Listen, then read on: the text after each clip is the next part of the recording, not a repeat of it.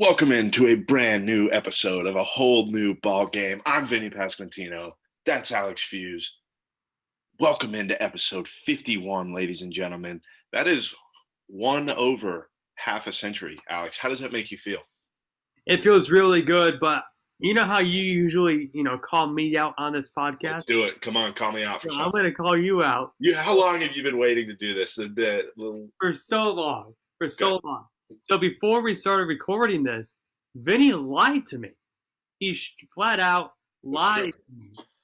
It And is true. I soon to find out. So Vinny tells me he got this new shampoo and it got in his ear. And I said, what kind of shampoo is it? And he then said, well, actually, it's not shampoo, it's body wash. Mhm. And he said he just didn't want to tell me that the reason why he's using body wash to wash his hair is because he just hasn't gotten shampoo yet. Right. Well, actually, I could poke holes in this. And it is technically new shampoo because I've never used it before. But it's So not shampoo. Like body wash and shampoo are two very different things. But technically, if I use it on my hair, that makes it shampoo, right? No. I used it to wash my hair, not to condition my hair. I used it to wash my hair, which technically makes this body wash shampoo by my own definition. Can't argue with that. Can't argue with that logic. But yeah, it's some like cocoa slash almond butter, and it's got like there's a little bit of texture to it, and it's in my ear right now, and I can't stand it. Can't stand it.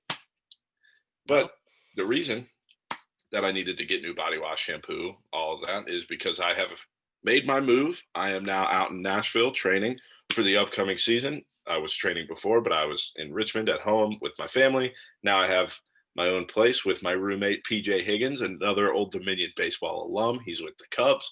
And I'm here now. I'm out in Nashville. I've been here for a little less than a week. I've kind of got my new little studio set up. Just really excited. I'm looking for something to put behind me. I'm in my closet. That's all I got. That's all I got right now. Like, I mean, maybe next show it'll be a more exciting background. I mean, who knows? Who knows? next show I'll have a definitely better background, that's for sure. So, yeah. Anyways, great episode. Finally, the people have been waiting for this interview. Waiting for so long because we've been hyping this episode for way too long at this point. Megan playing. Vinny met Megan back in college when she was covering Old Dominion, right? No, I actually met her right when quarantine kind of began because Oh, she hit me up to do a story on kind of what I was doing to still kind of train. gotcha. So that's how we met. And then she did another story on me coaching with my dad. And we just maintained that relationship. And then I thought she'd be a good candidate to come on this show. So, and she did. And we really appreciate it. And she was a really, really cool interview. Yeah, Megan's awesome. You did bring up your coaching with your dad. I know we brought it up briefly on the podcast earlier, but I really don't think you should go into coaching after your playing career. Why not? What was your record, Vinny? My head coaching record, I believe, unofficially 1-4, 2-4, something like that. That's awful. Yeah. But I think I completely disagree with you, Alex. I think coaching is something that I most likely will go into when I'm done playing. Hopefully that's in 25 years. Um, but I think that's a route that I think potentially I'd like to go into because I think, again, speaking hopefully way too early, I think I'd be a pretty good coach.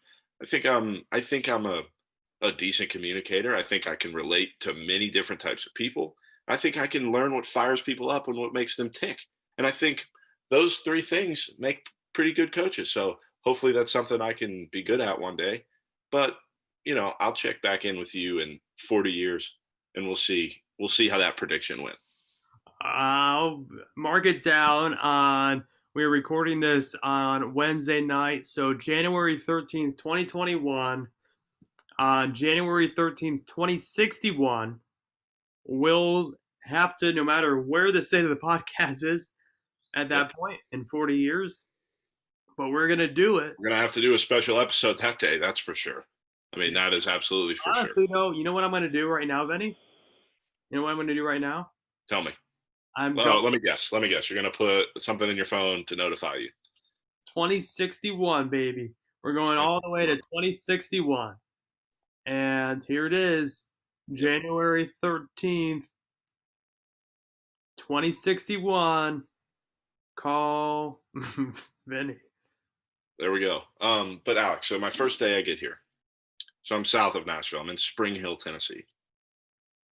Snow. I wake up in the morning. I'm ready to go attack the day. And I look out my window, snow everywhere. If I was obviously non-COVID, if I was a 12 to 17-year-old person, I would be so happy because in Virginia, school would have so been canceled. Oh, it would have so been canceled. But no, it was not canceled out here because I'm not in school. So snow is not fun, I don't personally believe, unless it's getting you out of school. Like, I think snow on the weekends when I was growing up was the worst. And snow now is just absolutely the worst. Mm-hmm. Like, it just gets in the way. And then it just turns into mud when it's done. And I have a dog. So I have to walk that dog where the snow was, which means his paws and my shoes get unbelievably dirty every time we go outside. My biggest pet peeve are wet socks. Like, it drives me crazy. Like, wet socks is the worst thing. Like, it's awful. And so whenever it snows, like, I gotta waterproof my boots. Mm-hmm. So, but like, no matter what, like, even if it's just a little bit of snow getting in my boots, like, my sock gets soaked. Yeah. Quick update. I texted Megan to let her know that her show was actually coming out tomorrow, and she responded with, and I haven't, I will eventually ask her if I can say what she says, but she says, "Oh God, I feel like it's going to be so bad," laughing emoji. So we'll see. People let us know. Megan thinks it's going to be bad. I think that's a common theme with people, though, when they do, in the industry, as Alex says. I think people always think I always rip my own swing. I mean, I think that's just what people do. You critique your own things. Would you agree, Alex? Yeah. Like, there's some days, though, like, I have to say, like, most of the time I'm pretty hard on myself, as you know, when it comes to this stuff. But there's some times where I just think I do an awful interview, and I listen back to it, and I'm like, wow, that actually wasn't that bad. It was Well, you know what the trick is in baseball? And I didn't learn this until getting into professional baseball. And I don't even know how you would do this. I guess you could do it the same way, but they have these things called dig me tapes where you just get videos of you dropping tanks or you striking out people, whatever, if you're a pitcher. But from my aspect, the dig me tapes are just videos of me launching baseballs. And those are the best. Those are the absolute best. But my problem promos that we put out. What'd you say? The promos, like those are essentially. But some people, so like I'm the opposite when it comes to watching. Like some people, when they're watching video of themselves, they only want to see the good. So then they, try to mimic that. I'm the opposite. I want to see the bad because I want to see like, okay, this is what I was doing and this is why it was bad, if that makes sense. So like, I think I learn more from the negativity than I do sometimes from obviously the positivity helps. I mean, it's awesome to see yourself doing well. But that's a funny little trick, Alex, that I'm teaching you about the game. So there you go. There's your lesson of the day. I'll write that one down in my notes. But without further ado, the long-awaited Megan Plain interview. I'm ready to just drop this interview. And I think people are going to be wowed. Yeah, really good interview. We're excited to bring her on. So ladies and gentlemen, without further ado, Megan Plain. We have a very exciting guest today, Megan Plain in the house. Welcome, Megan, to the show. Thanks. It is so great to be here, guys. Yeah, that's good. That's good. I'm glad you feel that way. So we decided to kind of start this randomly. Normally we talk a little bit first, but we were having such good conversation, we needed to hit the record button. So where I want to start with what we just found out. Okay. Alex has 2 phones, and then we find out that you also have 2 phones. One my personal and one for my side. No, I'm just kidding. So yes, I have 2 phones. Typically when you work TV, like the station, when you work in TV, the station will give you an extra phone. What I was saying to you guys is, you guys, especially as a girl reporter, you gotta have an extra phone, because people you interview, they can be weirdos, and you'll have like coaches and players like hitting you up after, asking you up for like drinks and stuff. So it's like, if you give them that phone, you can just like block them on that, and they don't have your real number, and then I'm good to go with my actual phone number. It works out perfectly. Yeah, that's good to know that people in TV always have two phones. You never know who you're texting, so you never know who you're talking to, the business Megan or the personal Megan. So that's exciting for you. I've offended people when they find out they don't have my personal number and I gave them my business one. I'm like, sorry, like, you got to earn my personal number. I'm not just gonna give it out. That's something I'm figuring out, Megan. Because when people find out that I have two phones, they're like, wait, which one am I texting? Exactly. It could offend people. Yeah, like people get like hurt. There was this dude, I'm not going to say his name, but we were hanging out and he was into me, and he had the number of my other phone, not my number one phone, and he found out, and he kept asking for my regular phone number. And like, I wasn't giving it to him, so you'd think he would have gotten the hint. Like, no, I'm keeping you on that phone. But yeah, no, it can come in handy when you're trying to, keep some people away from you. Well, I guess that'll lead into what I first wanted to ask. So it's exciting to have you on here as a female in sports, because like I told Alex when I first came on, that's who I know most of the guys' stories, like, because I can relate to all of them, but I can't relate to your story. So just take us through kind of, your life, and how you got into sports and everything, and what drives you to keep staying in it. Starting from the beginning? Yep. Yeah. Give us everything. I'll try not to be too long-winded. But so basically, I'm from Southern California. Growing up there, I mean, since I was 4 years old, I had started playing softball. So for me, softball was my life from then until when I graduated high school. So I've always been like a super sporty person. Baseball is my, favorite sport because of the softball background. But then I went to Ohio University, my first semester of college, actually. And I went there for a semester, and it was a small town, Athens, Ohio. I got into sports journalism there, but I'm like, there's nothing to do. They have like the one street where, there's bars and everything, but I'm like, okay, like, I can't do this. Transfer to Arizona State. And that's where I started really getting into doing the sports stuff. So actually my sophomore year is when I got my first like paying, it was an internship, but a paid internship with the Arizona Diamondbacks. So that's when I like first kind of really started getting into working in sports. And I wrote for the team magazine there. I worked for them again later on doing like video stuff, and then covered tons of sports. I was out there for Arizona State, worked for the hockey team there and all that good stuff. But from the woman in sports standpoint, I would say I've never really, like, no one's really ever treated me differently, luckily, but you definitely see it on social media. Like, we just saw the kicker, Fuller, how she, had the first point scored by a female in Power 5 football history. And just looking at the comments is horrendous. Like, SportsCenter will share it, and you just go down the comments, and it's like these people commenting, like, the things they say are just awful. The first time she got on the field a couple weeks ago, I remember reading the comments, and like, you see guys saying like, oh, gangbang in the locker room, this and that. And it's just like, oh my gosh, like, it's more so the social media side of it that really sucks, because I've noticed like the guys I worked around and the athletes have usually, for the most part, been pretty good. Now, do you read the comments, or do you just not even at this point even bother looking?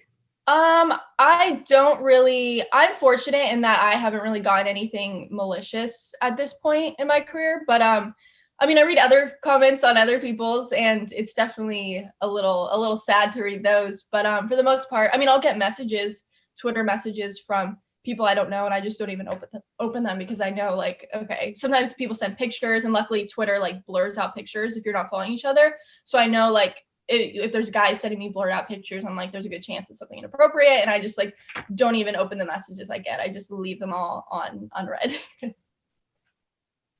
So, I kind of want to move away from the female in sports. I wanted to just generically ask you about it, but then all of men playing is not just being a female in sports. Like, we want to talk to you. We don't want to, you are a woman in sports, but that doesn't mean we just need to sit here and talk about that the whole time. So like, let's talk about you, because that's why we did this podcast, is to, you talked about it before, you feel uncomfortable being on the other side of the interview, like I'm doing the interviews, and now you're getting asked the question. So kind of what drove you to be in sports instead of anything else? What drove me to be in sports? Let's see. Oh gosh, I like asking the questions better. That's so much more fun. Okay, so what drove me to be in sports? I mean, it does kind of just go back to the fact that I played.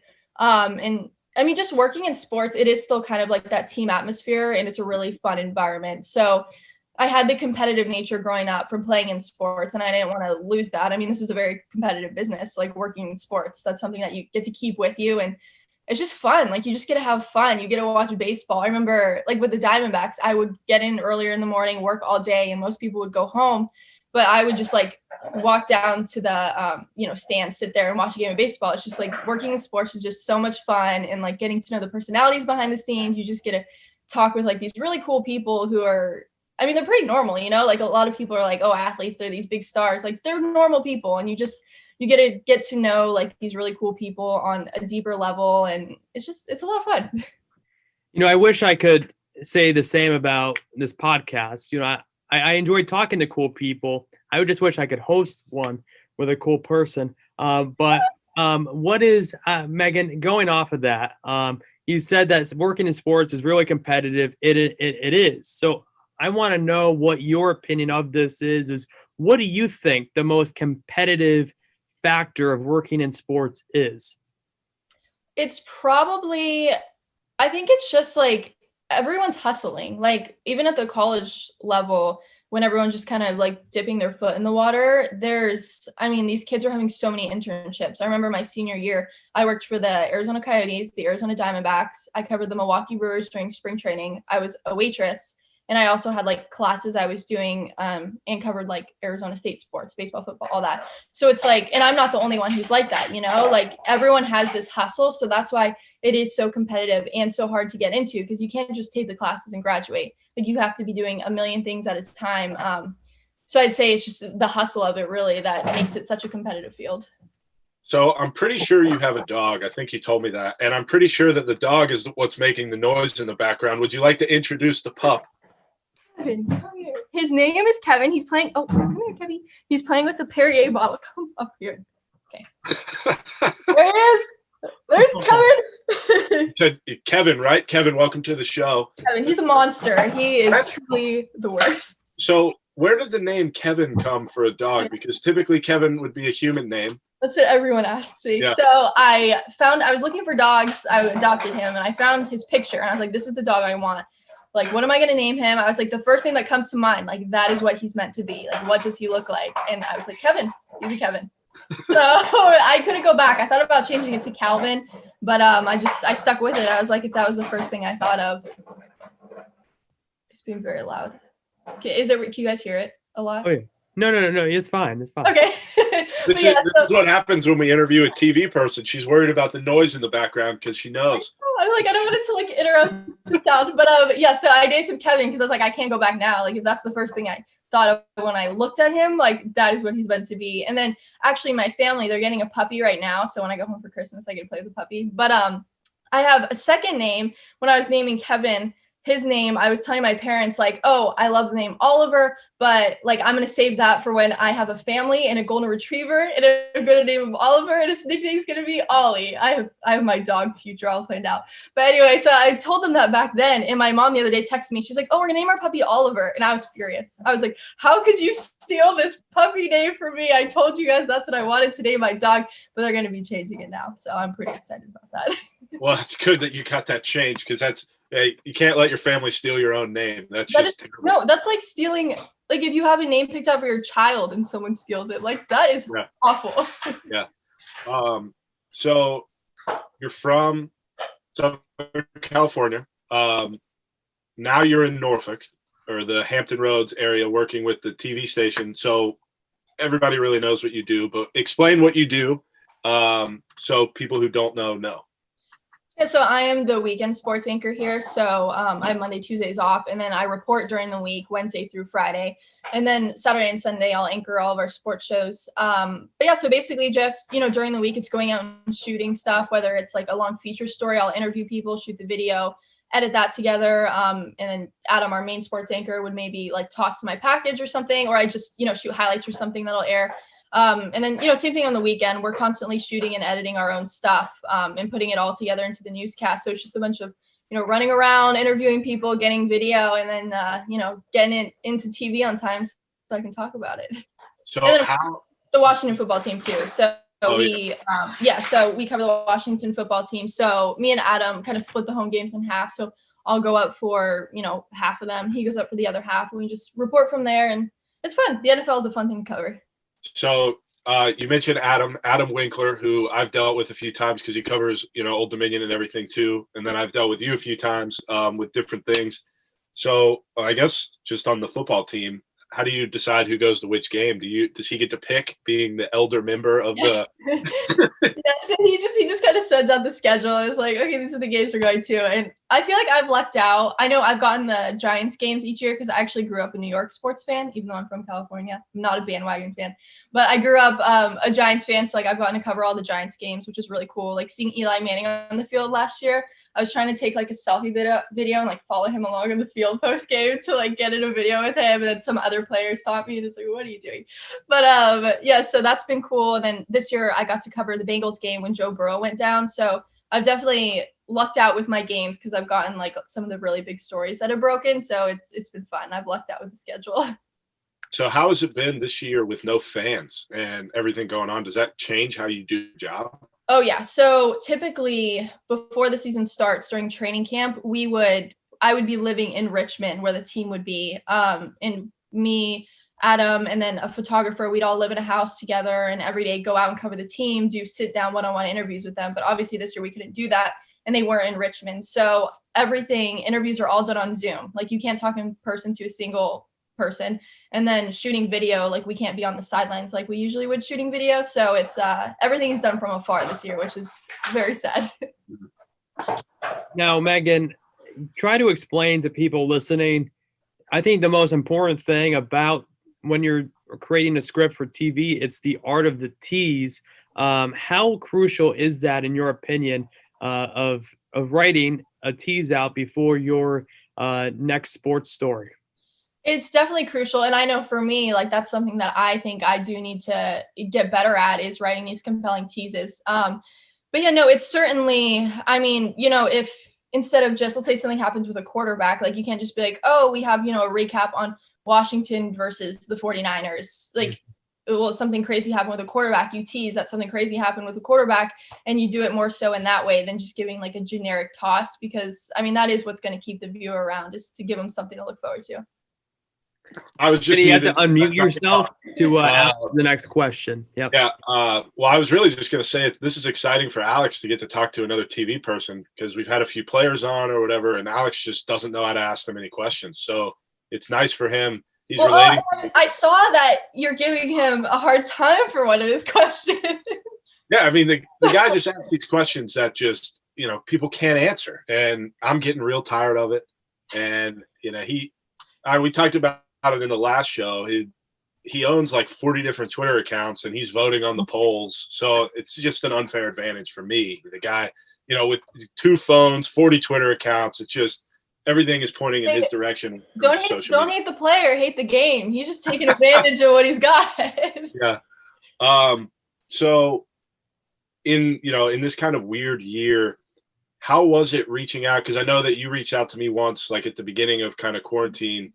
How was it reaching out to people, like, and then having to set up Zoom interviews and then having to get those on TV? People, for the most part, I haven't really been like ghosted or anything. I think maybe like 2 or 3 times a player has ghosted me and not gone back to me about an interview. But for the most part, everyone's been getting back. I just shoot them like a Twitter DM, and then, I mean, that's the good thing. As a journalist, I have the blue check mark. So when they see that, they know like, oh, it's not just some random person, So for the most part, it's been pretty good. I just say, hey, like, you down to do Zoom or FaceTime, and everyone's been pretty good about it. So that's good. What is the most horror story doing a Zoom and internet connection? Is there like an awful story about that with you? No, not a single. Luckily, my Cox cable here, it works pretty well, and I haven't had a problem. I thought you were gonna say horror story, and I had another story ready. Well, what's that story? So this is when I was 19 years old. I mean, it wasn't super long ago, but I was with the Diamondbacks, and I was in the clubhouse talking to, it was Randall Delgado. And so, there's him, he was next to Ruby De La Rosa, both pitchers.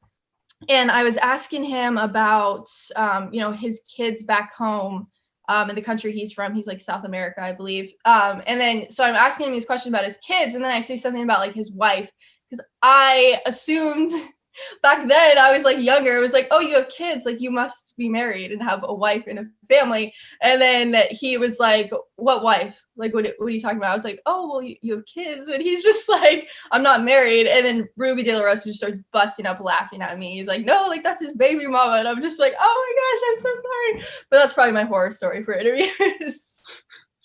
Alex. Oh, all right, there we go. Because we've had a few Starbucks people on. Oh my gosh, I'm anti-Starbucks. You're anti-Starbucks? I'm a psychopath. So what is that then? It's Cure Coffee. It's close to me, but so it's just like a local coffee shop. But I will not. Oh my gosh, you're gonna think I'm crazy. If I go to Starbucks, I'm not gonna call it by what they call it. They're small, medium, or large.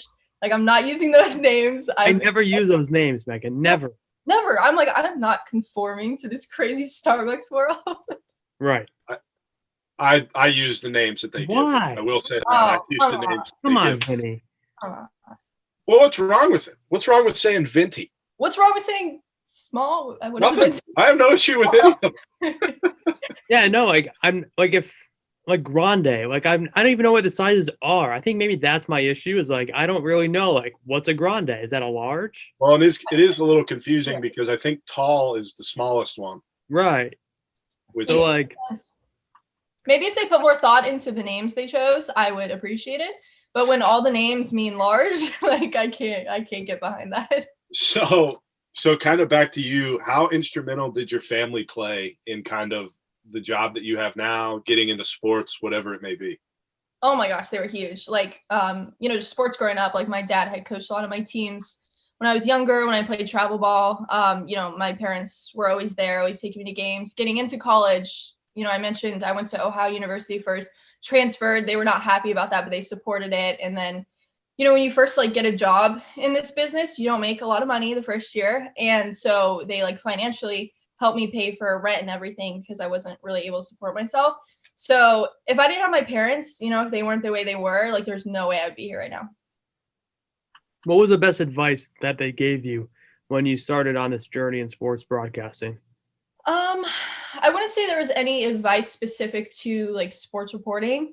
I would just say they've just always been so supportive. Like they've never questioned, like if I had grown up saying like, oh, I want to be president one day, like they'd be like 100%, like you can do that. They've just always been supportive. So it's less of like the, things they've told me that have helped. And it's more so just the support they've given me. And then for my dad, watching him, because he has a company. So just watching him and his work ethic, I think that's a huge reason too, is like I saw him growing up and what it takes to be successful. So I've been able to kind of like, copy what he's done. So what would be your dream? Like, what is your dream job? You're smiling, so I hope you have a good answer for me. No. I'm just like, I go back and forth. Like there's so many things I want to do. Down the road, I would like to get out of local television. I think I'm more so into like things where you could be more about like personality versus like more newsy stuff. But I think my top things would be either being like a field reporter for a regional sports network covering a Major League Baseball team. Or, I kind of like what Barstool Sports does. Like, I think that might be fun to do something like that. Interesting. So you obviously grew up playing softball, and is your favorite sport, baseball and softball? Yes, 100%. I used to hate basketball. I love it now. It's really fun. Football, I've always liked football, but like baseball will forever be number one. So is baseball what you like covering the most, or is football, like what would be your number one covering sport? I used to always say baseball, but football's fun, man. Like covering the NFL, You're on a baseball podcast right now. Oh God, that is just unbelievable. I take it back. No. You have spoken your truth. Listen, I said football's fun, man. I never said it's my favorite. I'm comparing the two. Cut, Alex. Cut. This interview is officially. All right.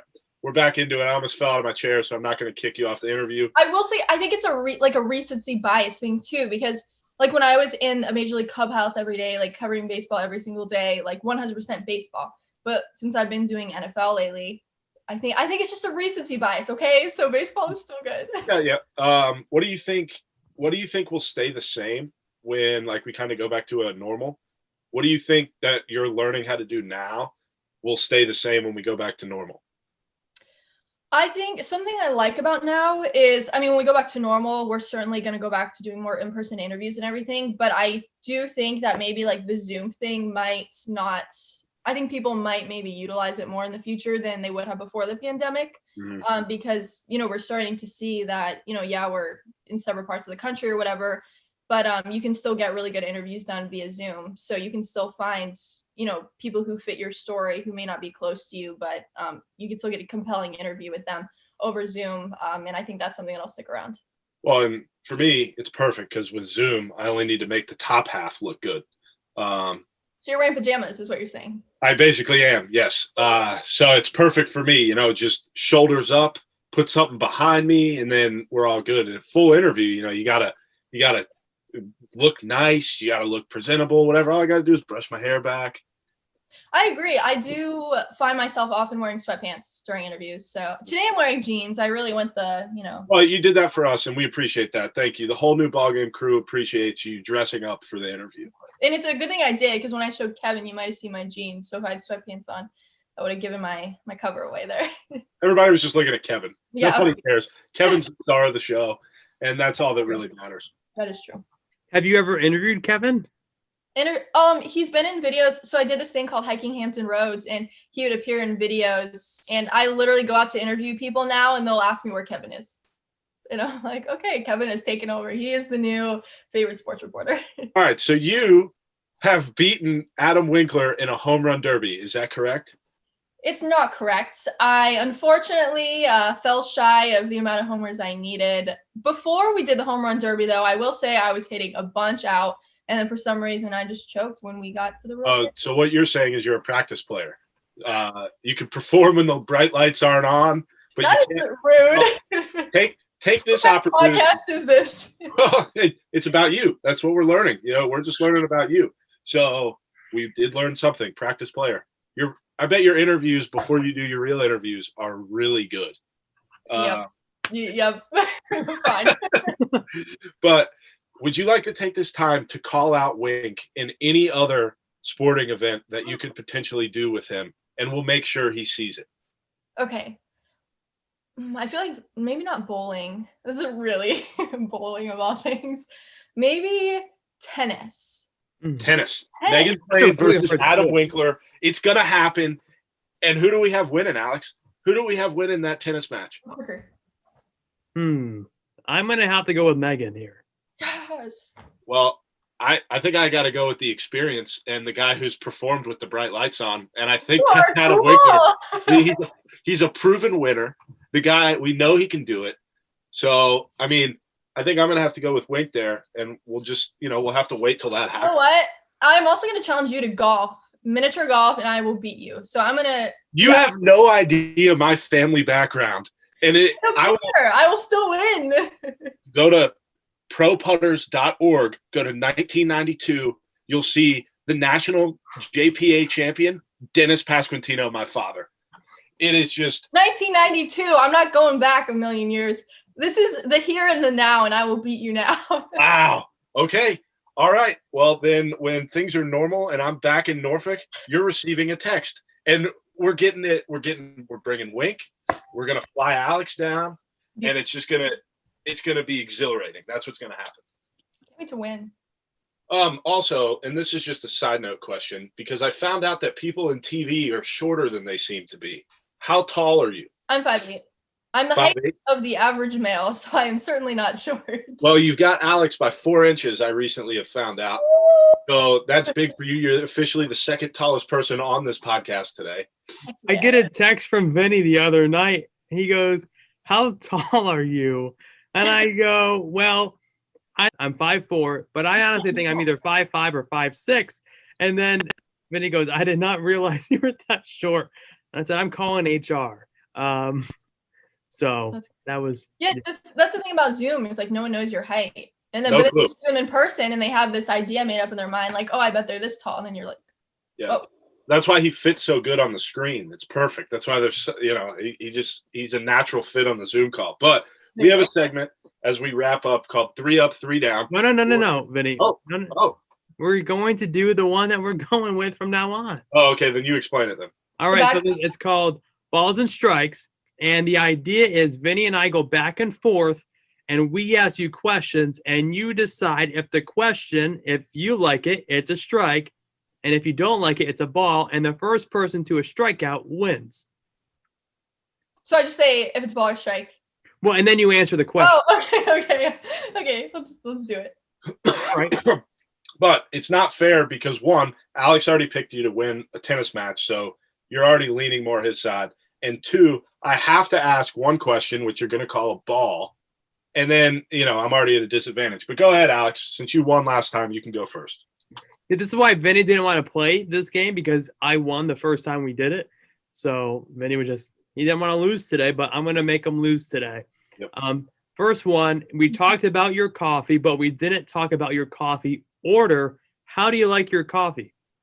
That is a beautiful strike. Let's see. No, I order like a plain latte, or I'll just get like coffee black. I don't put anything fancy in it. You're still up, Alex. Oh, that's right. Hey, right, ball is bad, strike is good. We're doing it that way, right? Yeah. Okay. If you throw a ball, the other person asks their question. Yeah, that's right.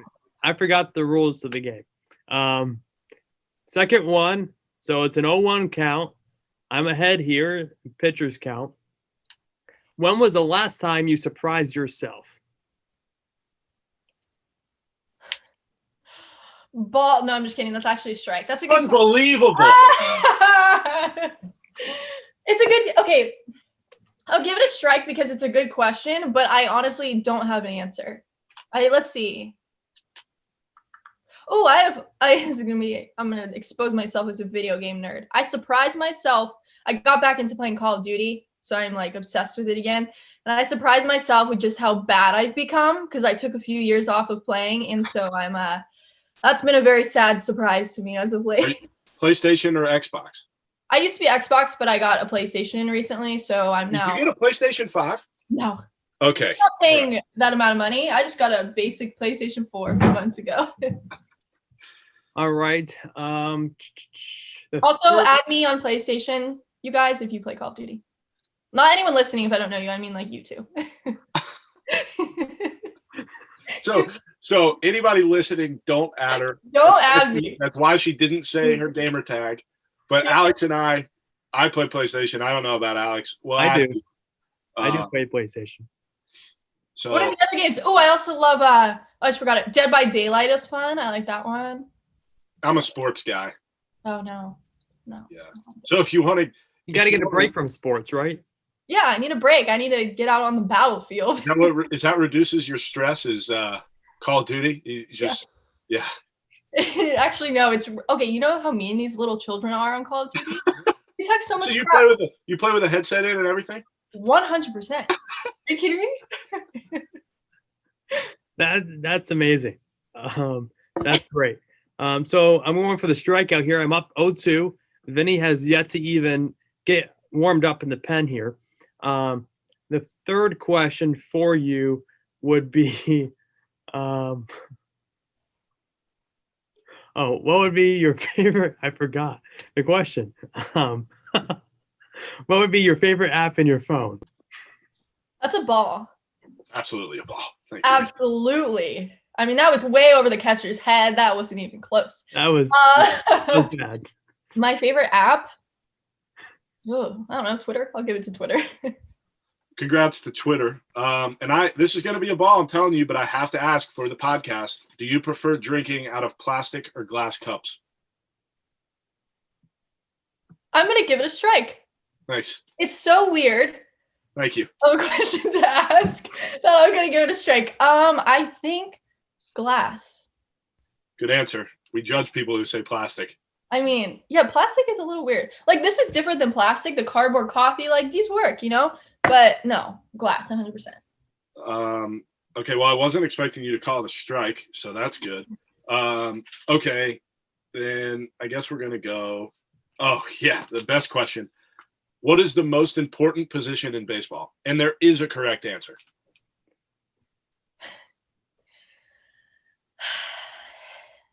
What do you want me to list? What position you play? Is that the correct answer?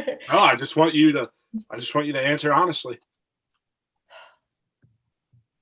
I think the most important position is pitcher. Liar.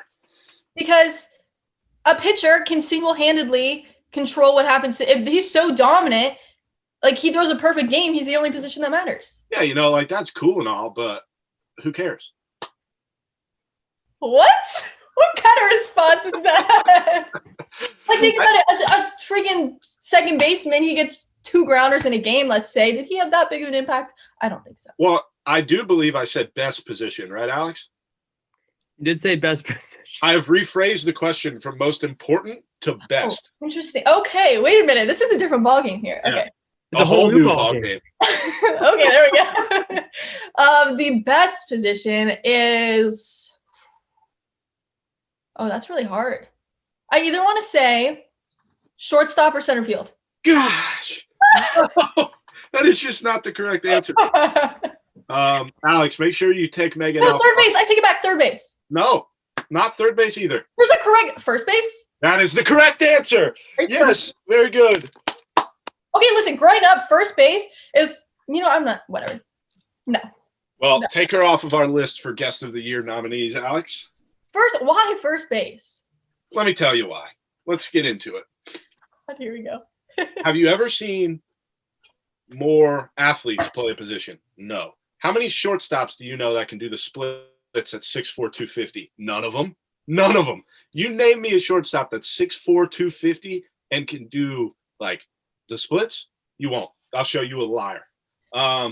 The versatility, right? You move over 3-4 feet on the shift. You've got to run to the base. You've got to turn around. And they got a good bat, usually a big bat. So Yeah, I mean, normally, but like we're just talking about defensively right now. I mean, you get to pick, you get to do a whole bunch of stuff. that is one of the most fun things to do in baseball is picking a ball out of the dirt. Mm-hmm. And it's cool. And the best part about it is there's only reward for picking ball for the most part because it's not your fault that the ball got thrown in the dirt. Now it is your job to pick it. So I'm not defending people who don't make picks, but it's cool. It's the coolest thing is making a pick. But at third base, have you watched Nolan Arenado play? It's pretty exciting over there. So I think that's a good option as well. Oh, I mean, I'm not denying third base is great. I'm just saying the best position, first base. Yeah, that's all. And then when you catch it with a 1 out or no outs, whatever, you get to flip it to the shortstop. You get to show off your swag. Like, I mean, it's just cool. You either lob it, you throw it hard. There's just so many options. Talk to the umpires the whole game. I mean, Alex, what is your perspective on this? I've never been asked that. See, I guess you're right. You do ask the good questions. Honestly, I think the best position would be – I think the catcher is a really great position, because, if the catcher is calling the game, that's pretty cool. Like you get control, basically. You get to – Alex is a big power-hungry guy, so that's why he'd want to catch all the control. There you go. I'm putting catcher last in my list of best position. Oh, that's a hot take on the pod today. Catcher last. Put her back on the nominees for guest. Oh my god. Oh man. Okay, well, was that a ball or a strike? Because it led to such an in-depth conversation, I'll give it a strike. Let's go. That's not the game, Megan. Well, I am the one playing the game, and I call Very the good shots. point. She's the umpire right now, Alex. All right. In all your experience of being surrounded, Alex, shut up. I'm asking a question. In all your experience being surrounded by the games, football, basketball, baseball, who is the greatest leader that you've ever seen in person? Paul Goldschmidt is maybe a good option. He's a very quiet guy. He's like the lead by example type of guy. But I'd say he might be the guy I would pick for it. That's a ball. Oh, yes. Just because I couldn't think of anything. All right. So I'm 1-2. I got to get a strikeout here. if you could host a podcast with someone who is in your business phone contacts, who are you choosing and why? Interesting. I think I would choose. The other day, I did an interview with D'Angelo Hall, and he was great. And I think that might be the guy I would choose because he has high energy. And then for people who don't know, D'Angelo Hall, he played in the NFL for 14 years, played with Washington, and he does some broadcast stuff now. But I would say probably him because he brings the high energy. He was an athlete, so he can get fired up about what's happening on the field. He knows he's been a part of what's happening on the field, and then he just keeps conversation going. So I think he'd probably be the guy I pick. I guess that's a strike. Ah, look at that. Congratulations, Alex Fuse. You win again. Good for you. I'm happy for you. I just keep winning, Vinny. You're all talking no action over there. So, this is just a little glimpse of what's going to happen on the miniature golf course. Oh, yeah. Oh, good. Well, that's perfect because numbers don't lie on the miniature golf course. So we don't have a random judge. It's who can get the ball in the hole first. And let me tell you, it's only a lot of hole ones. Wait, Vinny, did you just call Megan random? That's just uncalled for. A random judge? Oh, here we go. Just a random judge? Yeah. Yep. That's right. That's uncalled. She's blue check verified, unlike verified. Okay. Blue check verified, 2 phones. I mean, this is just a podcast of L's for me because I've only got 1 phone. I'm in a closet. Yeah, you need to up your game. Oh, this is way better than it was before. This is But 30-second elevator pitch. Blow yourself up on social media. I hate this question. I hate it. Too bad. Tell everybody where they should follow you and what you bring to the timeline. You should follow me. Everything is Megan Plain, MEGANPLAIN, on Instagram and Twitter. And you should follow me because I talk about sports. I don't know. No, I mean, I guess I post stuff that other people aren't going to post because they don't have the access. So follow me. Follow Megan for the access. That's what it's for. And Kevin. And Kevin. Kevin has his own Instagram. Yeah. So does Kevin have his own Twitter? Pull that up too. His Instagram is K9Kevin, KANINEKEVIN. Wow. Well, I would probably say go follow Kevin. If you got to choose one, probably Kevin brings out more content. But anyways, Megan, thank you so much. I had a great time. I hope you guys did too. Alex, I don't really care if you did or not. But Megan, I hope you had this fun. was a lot of fun. So yeah, you guys are cool. Alex, you're a little bit cooler than Vinnie, but Hey. Oh well, I have a question for you. Thank you for saying that. Just reminded me of a question. What was it like interviewing Vinnie? Was he the worst person you've ever interviewed? I'm not gonna lie. He's a pretty good interview. He brings the personality, in-depth answers. This is the only win you get today, okay, Vinnie? But that's fine. This is a good win to take. It's a good interview. Unbelievable, Megan. I was this close to following you and Kevin on Instagram, but I lost it. Oh goodness. Well, thank you again for coming on the podcast today, and look forward to having you back on again soon. Yep. We'll see. Maybe I can be a little bit more interesting next time. And we got a response from Megan, ladies and gentlemen. She texted me back and said that I could say what she said to me via text on the show, which I already did. But so now for the betterment of our editing department, which is Alex, we have approval from Megan to use her quote on the show. So that's very exciting. Well, I hope everybody enjoyed that interview because I know that I did. That's all I got, Alex. I mean, that's all I got.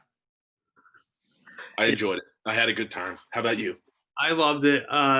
This was actually one of the first interviews that I couldn't really stop laughing. I don't know, which is amazing because you never laugh. I mean, you never smile, you never laugh, you never have a good time. So that's really good that we were able to bring that out of you. True. That is not true. Keep fighting those demons. Keep on fighting those demons, We're working. You're a work in progress, and we're just working on it. The same way I'm a work in progress when it comes to my interviewing skills and wrapping up shows and starting shows. You're the same way with just simply having a good time. You don't even know how to respond. Well, I know how to respond, but we're recording right now. But But again, what a great week. We kicked it off with Bob Fesco. We're ending it off with Megan Plain. Next week, we got another big week of shows. Who are we starting with, Alex? Let everybody know. We are going to be starting off with Jonathan Heasley. John Heasley, baby. Yeah, John Heasley.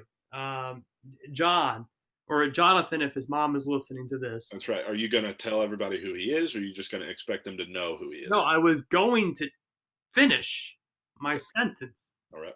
Anyways, Heasley is a top prospect in the Kansas City Royals organization, a pitcher. And we got in the nitty gritties, and I asked another not very good question about, I can't remember exactly what I said because we did record it a while ago and I haven't listened to it, but all I know is I did not ask a good question. Yeah, I don't really remember either. I do remember probably me ripping you. I think that probably happened. So that's good, but that's exciting. We're excited to bring John on the show. He's got a great mustache, and that'll provide some good character to our show. So, ladies and gentlemen, on the show as ever. Oh yeah, there's no doubt about that. Oh yeah, for sure, no doubt. But we'll see everybody on Monday. Everybody, go have a great weekend.